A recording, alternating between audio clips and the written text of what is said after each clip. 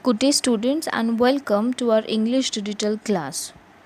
Today, I will be teaching you Poem 2.1 Vocation by Gurudev Rabindranath Tagore. Before starting the poem, let us know a little about the poet Rabindranath Tagore. Rabindranath Tagore was the youngest son of Debendranath Tagore, a leader of the Brahmo Samaj. He was educated at home, and although at 17 he was sent to England for formal schooling, he did not finish his studies there. Tagore had early success as a writer in his native Bengal. With his translations of some of his poems, he became rapidly known in the West. He wrote musical dramas, dance dramas, essays of all types, travel diaries, and two autobiographies. One in his middle years and the other shortly before his death in 1941. Tagore also left numerous drawings and paintings and songs for which he wrote the music himself. Now, the poem Vocation is written by Rabindranath Tagore. It echoes a child's ever changing dreams for the future of the search for a vocation. Now, what is vocation? Vocation is a person's employment or main occupation, a trade or profession. Now, let us understand the warming up section. Look at the first one. Pick out words that refer to means of living and fill them in the web. Now, the words in the brackets are profession, recreation, occupation, job, pastime, employment, hobby, career, entertainment, mission, trade, business, sports, retirement, and placement. Here you have to fill in the empty circles with the words given here, which are means of living. Now look at the second one. Using a good dictionary, find the shades of differences in the following. Profession refers to, vocation refers to, business refers to, and occupation refers to. Here you have to find meanings to the given words using a dictionary. And the third one is when a word is formed from a sound associated word, it is called an onomatopoeic word.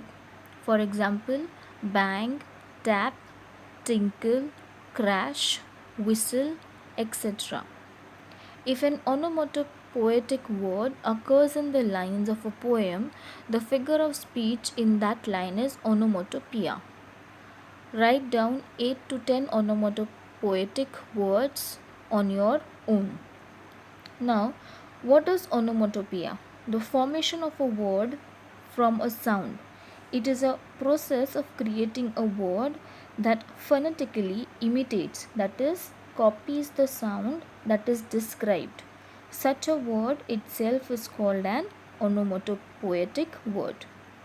So here you have to find from the poem 8 to 10 onomatopoeic words and write them down. So I hope you have understood the warming up section. Let us move on to the poem now. Let us read the poem first. Vocation. When the gong sounds 10 in the morning and I walk to school by our lane, every day I meet the hawker crying, "Bangles, crystal bangles." There is nothing to hurry him on. There is no road he must take, no place he must go to, no time when he must come home. I wish I were a hawker, spending my day in the road, crying, "Bangles, crystal bangles." When at 4 in the afternoon I come back from the school, I can see through the gate that house the gardener digging the ground. He does what he likes with the spade. He soils his clothes with dust. Nobody takes him to task if he gets baked in the sun or gets wet. I wish I were a gardener digging away at the garden with nobody to stop me from digging. Just as it gets dark in the evening and my mother sends me to bed, I can see through my open window the watchman walking up and down. The lane is dark and lonely, and the street lamp stands like a giant with one red eye in its head.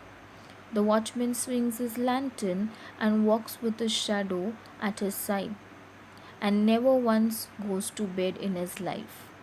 I wish I were a watchman walking the streets all night, chasing the shadows with my lantern. Poem by Rabindranath Tagore. Now let us understand the poem stanza wise. Vocation. When the gong sounds 10 in the morning and I walk to school by our lane, every day I meet the hawker crying, "Bangles, crystal bangles." Now, gong is a flat metal bell rung to draw people's attention, and hawker is a vendor who moves from street to street selling his wares. Now, in this poem, here the speaker is a young boy. When he is going to school in the morning at the gong of 10 o'clock, he comes across a hawker in the lane who sells bangles and cries out, saying, "Bangles, crystal bangles." Now, next stanza. There is nothing to hurry him on. There is no road he must take, no place he must go to, no time when he must come home. I wish I were a hawker, spending my day in the road, crying "Bangles, crystal bangles." Here, the boy feels that there is nothing for him to hurry. There is no fixed path or road that he must travel by. There is also no particular place where he has to go to, and also no time when he must come back home. So here he wishes that he was a hawker. Moving on to the next stanza. When at 4 in the afternoon I come back from the school, I can see through the gate that house the gardener digging the ground. He does what he likes with his spade. He soils his clothes with dust. Nobody takes him to task if he gets baked in the sun or gets wet. I wish I were a gardener digging away at the garden with nobody to stop me from digging. Here, spade is a tool with a sharp edged, typically rectangular metal blade that and a long handle used for digging or cutting earth, sand, etc. He soils his clothes means he makes his clothes dirty. Takes him to task means scolds and corrects. And baked in the sun means get exposed to sun. Here, when the boy comes back home at 4 o'clock in the afternoon, he sees a gardener digging the ground in the nearby house. The boy thinks to himself that the gardener does what he feels like. He works with a spade the way he wants. There is no one to scold him even if he makes his clothes dirty or gets tan and baked in the sun, or even if he gets wet. So here he wishes that he was a gardener. Moving on to the next stanza. Just as it gets dark in the evening and my mother sends me to bed, I can see through my open window the watchman walking up and down. The lane is dark and lonely, and the street lamp stands like a giant with one red eye in its head. The watchman swings his lantern and walks with his shadow at his side, and never once goes to bed in his life. I wish I were a watchman walking the streets all night, chasing the shadows with my lantern. By Rabindranath Tagore. Giant with one red eye here means the street light in the poem Vocation is compared to a monster with one red eye. Just like a huge one red eyed monster stands, the street light, according to the poet, is standing in the similar manner in the middle of the road, gathering all the attention and creating an sensation. Chasing the shadow here means following imaginary goals or targets or dreams. Now, here, when in the evening it is dark and his mother sends him to bed, he could see a watchman through the open window who is walking up and down in the dark and lonely lane. He could also see the street light, which stands like a giant, that is a monster, with one red eye in its head. The watchman swings his lantern as he walks, and as he walks, his shadow also walks with him.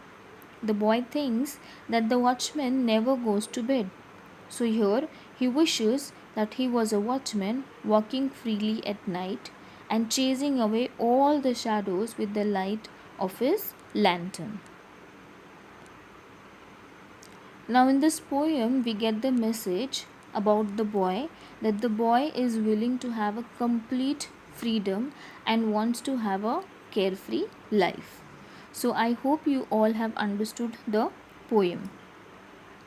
Now, you have to complete the activity 1, 2, and 3, which is on page number 26 of your English textbook. We will meet back again with a new topic. Till then, thank you and have a wonderful day.